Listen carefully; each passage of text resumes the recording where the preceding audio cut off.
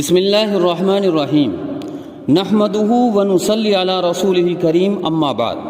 محترم حجاج کرام، آج حج کا دوسرا دن یوم عرفہ ہے۔ یہ ناچیز آپ کا خادم سید محمد مناظر المظاہری، حج ٹرینر حج کمیٹی آف انڈیا و خادم الحجاج ایگزیکٹو ممبر آل انڈیا حج ویلفیئر سوسائٹی، آپ کے سامنے یوم عرفہ کے تعلق سے کچھ معروضات پیش کر رہا ہے جو کہ آپ کے لیے انشاءاللہ فائدہ مند ہے۔ اللہ تبارک و تعالی اپنے بارگاہ میں قبول اور منظور فرمائے اور آپ تمام حجاج کرام کو حج مبرور کی دولت سے مالا مال فرمائے۔ آج 9 ذی الحجہ حج کا دوسرا دن یوم عرفہ ہے۔ آج آپ کو معلم کے لوگ منا سے عرفات لے کر روانہ ہوں گے۔ روانگی سے قبل کچھ ضروری سامان آپ اپنے ساتھ رکھ لیں۔ ایک اوڑھنے کی چادر، ایک چٹائی، ایک جانماز اور اپنی دوائی اور کچھ کھانے کا سوکھا سامان اور پانی کی بوتل۔ بڑے بیگ اپنے ساتھ نہ لے جائیں، انہیں اپنے خیمے میں ہی رہنے دیں۔ اسی طریقے سے اپنا شناختی کارڈ، اسٹیل کڑا، پیلا بریسلیٹ، معلم کارڈ وغیرہ اپنے ساتھ ضرور لے کر جائیں۔ عرفات جانے کے لیے یا تو معلم کی طرف سے آپ کو میٹرو کارڈ دیا جائے گا تو آپ میٹرو ٹرین سے سفر کریں یا بذریعہ بس آپ کو لے جایا جائے گا۔ جو لوگ پیدل چلنے کی استطاعت رکھتے ہیں تو وہ پیدل بھی سفر کر سکتے ہیں۔ عرفات منا سے تقریباً 16 کلومیٹر کی دوری پر واقع ہے۔ آج 9 ذی الحجہ فجر کی نماز کے بعد سے تکبیرات تشریق بھی پڑھنا شروع کر دیں، اور تکبیرات تشریق یہ کہ 9 ذی الحجہ کی فجر سے 13 ذی الحجہ کی عصر تک ہر فرض نماز کے بعد ایک مرتبہ ہر مرد اور عورت پر پڑھنا واجب ہے۔ ہر فرض نماز کے بعد پہلے آپ تکبیر تشریق پڑھیں، پھر اس کے بعد تلبیہ پڑھیں۔ تکبیرات تشریق یہ اللہ اکبر لا الہ الا اللہ واللہ اکبر وللہ الحمد۔ آج یوم عرفہ 9 ذی الحجہ کا دن تمام حجاج کرام کے لیے یہ عظیم دن ہے اور حج کا رکن اعظم ہے۔ اس دن اللہ تبارک و تعالی اپنے بندوں کی طرف خاص رحمتیں نازل فرماتے ہیں۔ چنانچہ اللہ کے نبی صلی اللہ تعالی علیہ وسلم نے ارشاد فرمایا، یوم عرفہ سے بڑھ کر کوئی دن ایسا نہیں جس میں اتنی بڑی تعداد میں اللہ تبارک و تعالی اپنے بندوں کو دوزخ سے آزاد فرماتے ہوں۔ یہی وہ دن ہے جس میں شیطان سب سے زیادہ مایوس اور غمزدہ نظر آتا ہے، کیونکہ آج کے دن اللہ تبارک و تعالی کی وسیع رحمت اس کی ساری محنتوں کو ضائع اور برباد کر دیتی ہے۔ یہی وہ دن ہے جس میں اللہ تبارک و تعالی اپنے فرشتوں کے سامنے فخر کے طور پر فرماتے ہیں، دیکھو یہ میرے بندے پراگندہ بال والے دھوپ میں چل کر دنیا کے چپا چپا سے آئے ہیں، میں تمہیں گواہ بناتا ہوں کہ میں نے ان کی مغفرت کر دی۔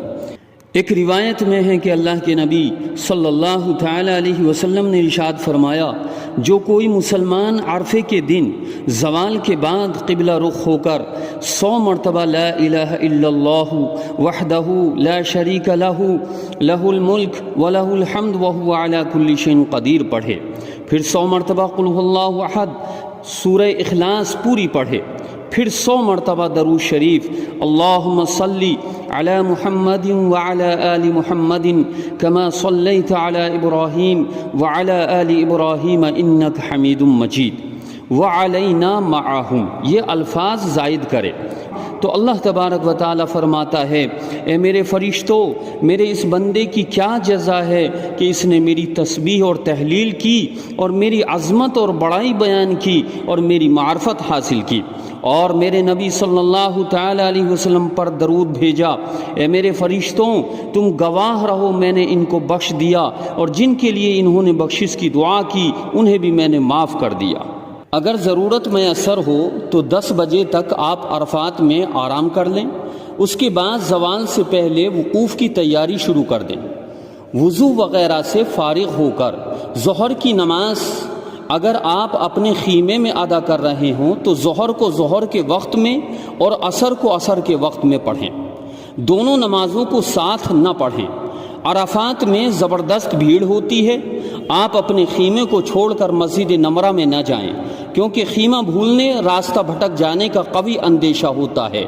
اگر آپ کا خیمہ مسجد نمرہ کے قریب ہے اور آپ کو مسجد نمرہ میں نماز پڑھنے کا موقع ملتا ہے تو اب آپ امام کے پیچھے مسجد نمرہ میں جمع بین الصلاتین یعنی ظہر اور عصر دونوں نمازوں کو ساتھ کر کے پڑھیں گے۔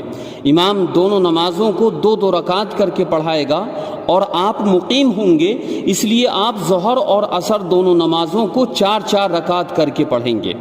وقوف کے تعلق سے اس بات کا خاص خیال رکھیں کہ مسجد نمرہ کا آدھا اگلا حصہ حدود عرفات سے خارج ہے، اور اسی طریقے سے مسجد نمرہ سے متصلاً قبلے کی جانب وادی عرنا ہے، جس کو بطن عرنا بھی کہتے ہیں۔ خود مسجد نمرہ کا آدھا اگلا حصہ وادی عرنا میں شامل ہے، جو کہ حدود عرفات سے خارج ہے۔ اگر آپ مسجد نمرہ کے اس حصے میں وقوف کر لیتے ہیں یا مسجد نمرہ سے باہر قبلے کی جانب وادی عرنا کے کنارے میں یا وادی عرنا کی کسی بھی مقام پر آپ وقوف کر لیتے ہیں اور پھر وہیں سے آپ مزدلفے کے لیے روانہ ہو جاتے ہیں، تو یاد رکھیے گا کہ آپ کا حج ہی نہیں ہوگا، کیونکہ آپ نے وقوف عرفہ جو کہ فرض ہے وہی ادا نہیں کیا۔ اس لیے آپ پورے عرفات میں کہیں پر بھی وقوف کریں، لیکن وادی عرنا میں وقوف کرنے سے بچیں، کیونکہ یہ حصہ حدود عرفات سے خارج ہے اور ان جگہوں پر حد بندی کا بورڈ بھی لگا ہوا ہے۔ جب آپ وقوف عرفہ کے لیے تیاری کریں تو چند مستحبات کی رعایت رکھتے ہوئے وقوف کریں۔ نمبر 1، زوال سے پہلے وقوف کی تیاری کرنا۔ نمبر 2، وقوف کی نیت کرنا۔ یاد رہے کہ وقوف عرفہ کے لیے نیت کرنا یہ فرض نہیں ہے بلکہ مستحب ہے۔ اگر کوئی شخص وقوف عرفہ کی نیت کرے بغیر عرفات کا وقوف کر لے تو اس کا وقوف مانا جائے گا۔ نمبر 3، قبلہ رخ ہو کر وقوف کرنا۔ نمبر 4، جس قدر ہو سکے کھڑے ہو کر وقوف کرنا۔ نمبر 5، جتنا ہو سکے دھوپ میں وقوف کرنا اور غروب آفتاب تک خوب رو رو کر گڑ گڑا کر دعائیں کرنا۔ نمبر 6، دونوں ہاتھوں کو اٹھا کر دعائیں مانگنا۔ نمبر 7، دعاؤں کے جملے کو 3 بار کہنا۔ آج عرفہ کا دن آپ کے لیے بہت ہی قیمتی دن ہے۔ زوال کے بعد دونوں ہاتھوں کو آسمان کی جانب اٹھا کر تکبیر اور تحلیل حمد و ثنا اللہ کی بیان کریں اور رسول اللہ صلی اللہ تعالی علیہ وسلم پر درود شریف پڑھیں اور وقوف کی یہ دعا پڑھیں: لبیک اللہم لبیک ان الخیر خیر الآخرہ اللہم لا عیش الا عیش الآخرہ اللہم اہدنی بالہدی ونقنی بالتقوی واغفر لی فی الآخرۃ الاولی۔ اے اللہ، میں تیرے دربار میں حاضر ہوں، بے شک اصلی بھلائی آخرت کی بھلائی ہے اور زندگی نہیں ہے مگر آخرت کی زندگی جو کہ اصلی زندگی ہے۔ اے اللہ، تو مجھے اپنی ہدایت سے مجھے ہدایت عطا فرما اور پرہیزگاری سے مجھے پاک اور صاف فرما اور دنیا اور آخرت میں میری مغفرت فرما۔ اللہ تعالیٰ سے اپنے لیے، اپنے اہل و عیال کے لیے، اپنے اعزہ اقارب کے لیے اور تمام امت مسلمہ کے لیے، تمام مومنین مومنات، مسلمین مسلمات جتنے بھی اس دنیا سے رخصت ہو گئے، سب کے لیے مغفرت کی دعا کریں، سب کے لیے خوب گڑ گڑا کر خوب مانگیں۔ یہ چند گھنٹے آپ کے عرفات کے آپ کی پوری زندگی بھر کے گناہوں کو اللہ پاک معاف فرما دیں گے۔ یاد رہے کہ 9 ذی الحجہ یوم عرفہ کے دن غیر حاجی کے لیے روزہ رکھنا مستحب ہے۔ اللہ کے نبی صلی اللہ علیہ وسلم نے ارشاد فرمایا، 9 ذی الحجہ کو روزہ رکھنے سے 1 سال گزشتہ اور 1 سال آئندہ کے گناہ معاف ہو جاتے ہیں۔ 9 ذی الحجہ یوم عرفہ کو حاجیوں کے لیے روزہ نہ رکھنا یہ افضل اور بہتر ہے۔ تو اس لیے اللہ کے نبی صلی اللہ علیہ وسلم نے اور خلفائے راشدین نے یوم عرفہ میں روزہ نہیں رکھا۔ اللہ کے نبی صلی اللہ تعالی علیہ وسلم نے اس دن دودھ نوش فرمایا۔ اگر میسر ہو تو دودھ پی لیں یا جو بھی میٹھی چیز آپ کو ملے وہ کھا پی لیں۔ عصر سے لے کر مغرب تک خوب دعاؤں میں گزاریں۔ عرفات کے دن حاجی کے لیے حدود عرفات سے نکلنا یہ جائز نہیں ہے۔ اگر کوئی حدود عرفات سے نکل جاتا ہے تو اس کے لیے ضروری ہے کہ وہ غروب آفتاب سے پہلے پہلے عرفات کے اندر آ جائے۔ آج حاجی کے لیے مغرب کی نماز عرفات میں ادا نہیں کرنی ہے اور نہ ہی مزدلفہ جاتے ہوئے راستے میں ادا کرنی ہے۔ جب غروب ہو جائے تو مغرب پڑھے بغیر آپ عرفات کے میدان سے مزدلفے کے لیے روانہ ہو۔ یا تو آپ بس کے ذریعے سے جا رہے ہوں گے، یا میٹرو کارڈ آپ کے پاس موجود ہے تو آپ میٹرو کے ذریعے سے آپ جا رہے ہوں گے، یا استطاعت ہے آپ کو پیدل چلنے کی، تلبیہ پڑھتے ہوئے آپ عرفات سے مزدلفے کے لیے روانہ ہو۔ مغرب اور عشاء دونوں نمازوں کو عشاء کے وقت میں ایک اذان ایک تکبیر کے ساتھ جمع کر کے پڑھیں۔